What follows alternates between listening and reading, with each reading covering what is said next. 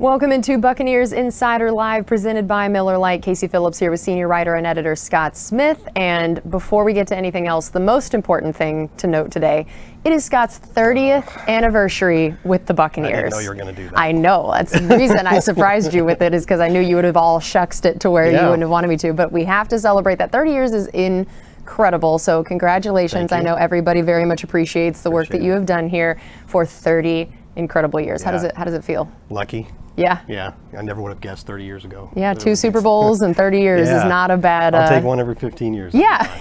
If I'll stick around for 15 more years, can I be promised one more Super Bowl? Yeah, I think so. Okay. I think that a lot of the people would promise just one more year. That's what they'd be going for. Exactly. So I think hopefully in 15 they can make another one. All right. Well, next up, we were at the owners' meetings. I know we originally thought we might still be there to do this show, but then the schedule got moved all around, so we ended up just being there for basically about 24 hours. Yeah. And we got back last night, so we are back here. But what were some of the things that you felt like the takeaways of either new things that came out of the meetings or people that you got to hear from in terms of press scrums and media? I know Jason Light and Joel Glazer both spoke. So what were some of the standout things for you? Well, in the bigger picture, I think the biggest topic that everybody was talking about going into the owners' meetings that was going to be discussed was the possible rule change about overtime in the postseason. And heading into it, there was a lot of feeling that there was momentum for this. And of course, the momentum really came from that Bills-Chiefs game in the playoffs last year. Whenever there's a big rule change like this, it usually comes from people feeling dissatisfied about some game, like when the Rams-Saints game led to the brief dalliance with reviewable pass interference. That didn't work out. I think this one like I said, there was momentum that it would happen, but they weren't sure they had enough votes. Turns out they did. So the new rule for overtime in the postseason only is that each team is guaranteed a possession. That's it. Yeah. It's as simple as that. Which I personally am a very big fan of. I don't know how you feel about this. I think that it has become more fair now because as a lot of people have pointed out, since the last rule was passed in 2010, even just in the 12 years since then, offense has continued to explode. So you can have the person say, hey, if you don't like it with the one possession and the sudden death, then play defense. Right. Well, it's harder to play defense now. And if you look at that Chiefs-Bills game in the playoffs last year, whichever team got the ball was probably going to win that game. They'd scored on the previous 5 possessions. So I think I talked over the graphic that was up there for a while, but I was going to point out how since that rule, the previous rule was made official for the regular season in 2012, where it's no longer sudden death unless the team that gets the first possession scores a touchdown. Since that happened, the Bucs have had 10 overtime games, and you can see it's kind of been sort of a mixed bag, but only one time did that rule actually help the Buccaneers, and 3 times they lost when the other team won the coin toss and they scored on the opening possession touchdown. So right now, this new rule isn't for the regular season, but maybe that'll come along in a couple of years, and probably the Buccaneers would like it because the old rule didn't really work out that well for us. You can see the different outcomes that have happened, including that one game that ended on the pick 6. 5th possession touchdown too. That was the Raiders game. That was the Raiders game, and that was one of the games that led to the rule of switching the overtime from 15 minutes down to just 10, because that overtime period took almost the entire 15 minutes, and I think the Bucs maybe played a Thursday game after that, and they're just exhausted. So that was one of the games that was the impetus for changing it from 15 to 10 minutes. And that is such a great point about all the rules that have been put into place to help the offense, that they realize they want this to be an offensive game. Well, then it isn't exactly as even, as you pointed out, of just one possession, that we know that the league has really tried to favor the offense in some ways.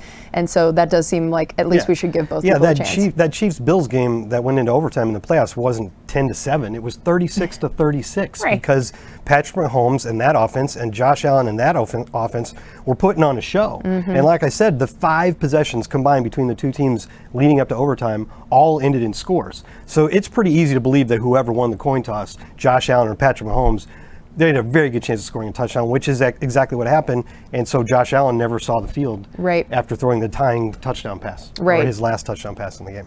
Well, our next topics for the day, we sort of hinted at and a little bit talked about last week that Will Gholston and Logan Ryan additions to the team, that we said there was going to be a press conference later that day. It had not been official, so we had to tap dance around that a little bit. But now, of course, we know they're official. So let's start with Will Gholston returning to the team and what you think this means to the organization, to this defense, and basically just I feel like we should have some Will Gholston appreciation time for what he's meant. Well, I appreciate him. Yeah. I think Will Gholston and the Buccaneers have proven to be a really good fit. And we're talking about a 4th-round pick from 2013, basically heading into his 10th season. That's a great career. And I think I threw it out there last year that other than Warren Sapp with 140, Will Gholston has started or played in more games for the Buccaneers than any other defensive lineman except Warren Sapp, and he'll pass Warren now that he's coming back.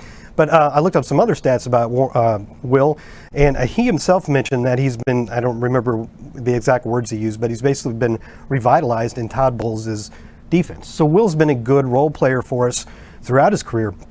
But over the last 3 years, if you compare that to the 3 years before Todd Bowles got here, and then the last 3 years, you might think that since he's getting older, his production would go down. But look at that. In most cases, he's basically had double the production. The sacks are more than doubled. The quarterback hits are more than doubled. He's got more of everything in these past 3 years in Todd Bowles' defense than he had in the 3 years prior to that. And he's also not missed a single game when he had missed 4 in the previous 3 games. So everything about how he fits in Todd Bowles' defense has been a boon for Will, which in turn has been awesome for the Buccaneers, obviously. Yeah, that's great to hear. And then also Logan Ryan, new addition to the team. We focused so much these last 2 years on bringing people back.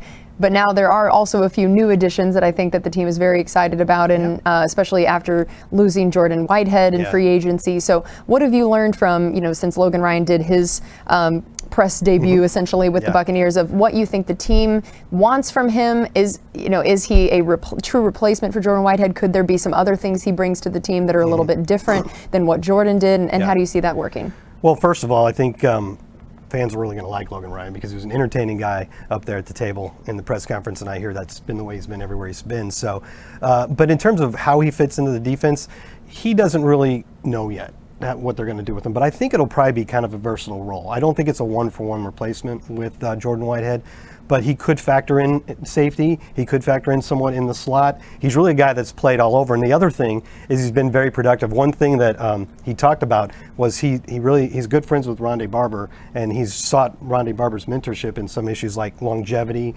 But by the way, he made a big fan of me when he said Rondé Barber should be a first ballot Hall of Famer. Yeah. The big thing about Rondé's career was the incredible stat lines he put up. Like 47 interceptions and 25 sacks, the only 40-25 guy in NFL history, that kind of thing. Well, Logan Ryan's production across the board has been pretty impressive since he came into the league in 2013. He has, as you see here, 18 interceptions, 13 sacks, and 14 forced fumbles in that span. Now, nobody else can match that, but it's kind of arbitrary, 18, 13, and 14. So I took them all down to 10. And even with only 10 as the number you're trying to hit in those 3 categories, these are the only guys. And you see Levante David up there. Yeah. But that's to be able to fill across the stat line with interceptions, sacks, forced fumbles, and a number of other things that aren't on the screen there. It's just a picture of a very productive player throughout the years. That is incredible. I think that's amazing. All right. Well, we are also going to get to some of your Facebook questions, as always, so you can submit those in the comment section underneath our live video on Facebook. And I know that our first one, I've seen this. This is so great. So Rick had a two-part question. Okay. He's making you think. There's a couple sections of this. Okay. They're both draft related. All right. The first one is where we're picking. What are the position groups that you think we have the best chance of getting one of the top guys at that spot? Because I know we talk about the idea of best overall or this and that, but where you're picking, are you getting the first of a position? Are there already 3 or 4 guys off the board at that position? So where we're picking that late in the first round, where are the places that we could get the highest of a position that's group? a good question. And if anybody doesn't know, we're picking 27th. Which is obviously very late in the draft. And honestly, there aren't a lot of positions where you're going to get the first guy off the board. And if you couple that with positions we'd actually be interested in, probably, there's probably only one, and that would be running back. I mean, yeah, you could get the first kicker or punter, but you're not going to get that in the first round. You could get the first tight end almost surely. But I don't think the Bucs would use their first round pick on tight end this year.